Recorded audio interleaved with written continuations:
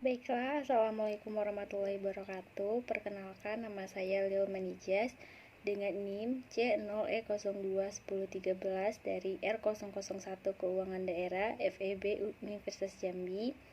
Baiklah, di sini saya akan memaparkan presentasi saya yang berjudul Penetapan Harga Pelayanan Publik yang diampu oleh Bapak Wirmi Eka Putra. Baiklah, untuk materi yang pertama yaitu pelayanan publik yang dapat dijual. Pelayanan publik yang dapat dijual dikategorikan dalam beberapa pelayanan publik yang dapat dibebankan tarif pelayanan, misalnya pelayanan air bersih, transportasi publik, jasa, pos dan telekomunikasi, energi dan listrik, perumahan rakyat, dan lain-lain. Pembebanan tarif pelayanan publik kepada konsumen dapat dibenarkan karena beberapa alasan, yaitu yang pertama, adanya barang privat dan barang publik. Yang kedua, efisiensi ekonomi. Yang ketiga, prinsip keuntungan. Materi yang kedua yaitu argumen terhadap pembebanan tarif pelayanan. Dasar pembebanan tarif pelayanan dalam praktik.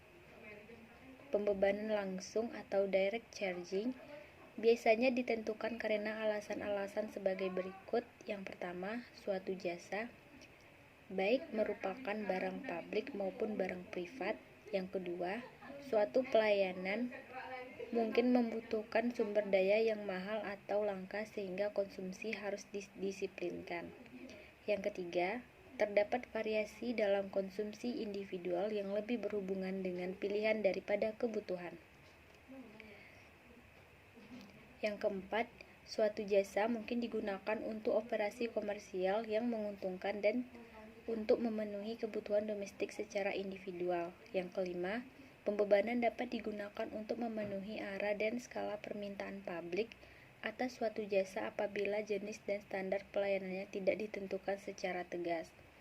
Terlepas dari kasus yang merupakan barang publik murni, terdapat argumen yang menentang pembebanan tarif pelayanan publik, yaitu yang pertama, terdapat kesulitan administrasi dalam menghitung biaya pelayanan. Yang kedua, yang miskin tidak mampu untuk membayar. Yang ketiga, adanya eksternalitas, merit good, dan persyaratan legal. Materi yang ketiga, prinsip dan praktik pembebanan.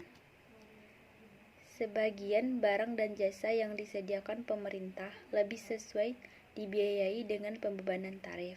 Semakin dekat suatu pelayanan terkait dengan barang privat, semakin sesuai dengan tarif.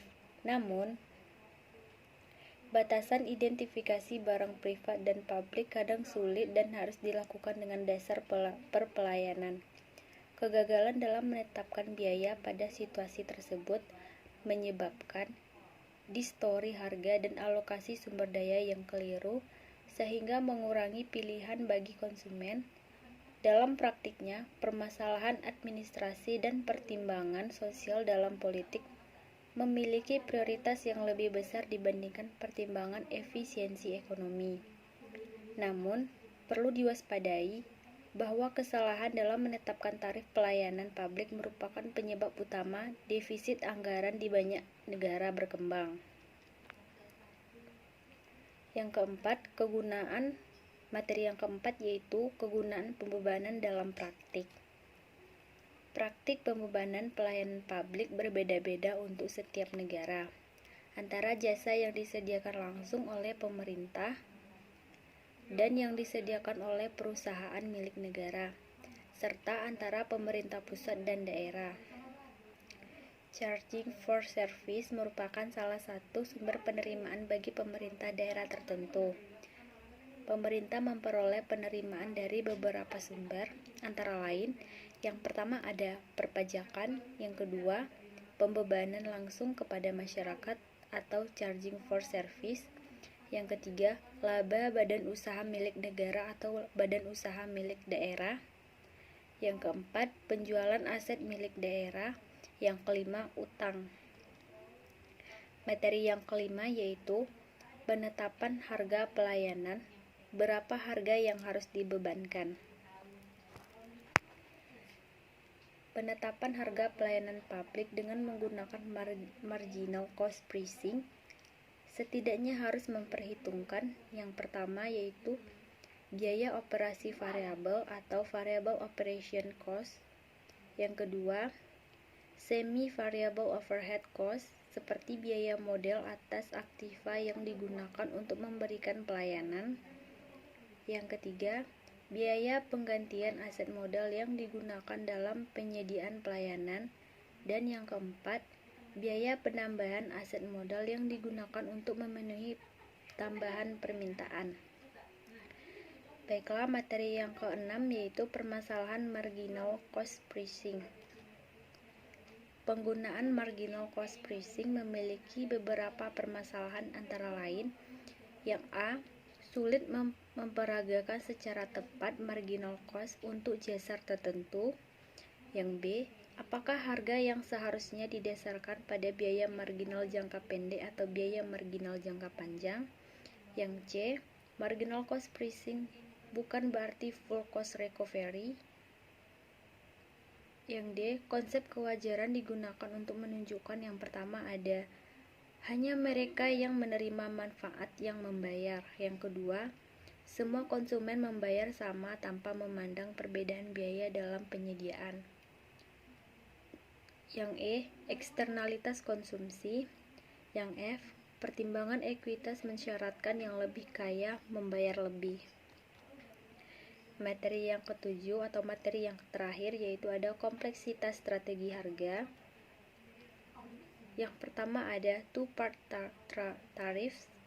Banyak kepentingan publik seperti listrik dipungut dengan two-part tarif, yaitu fixed charge untuk menutupi biaya overhead atau biaya infrastruktur dan variable charge yang didasarkan atas besarnya konsumsi.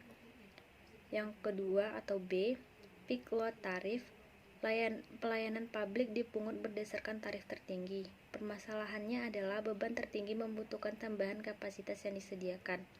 Tarif tertinggi untuk periode puncak harus menggambarkan higher marginal cost seperti telepon atau transportasi umum.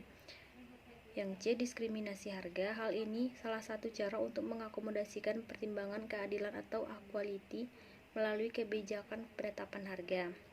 Yang D, full cost recovery. Harga pelayanan didasarkan pada biaya penuh atau biaya total untuk menghasilkan pelayanan. Penetapan harga berdasarkan biaya penuh atas pelayanan publik belum mempertimbangkan keadilan, equality, dan kemampuan publik untuk membayar.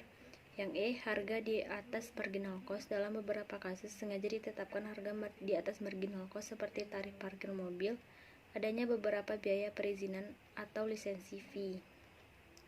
Baiklah, sekian, terima kasih. Assalamualaikum warahmatullahi wabarakatuh.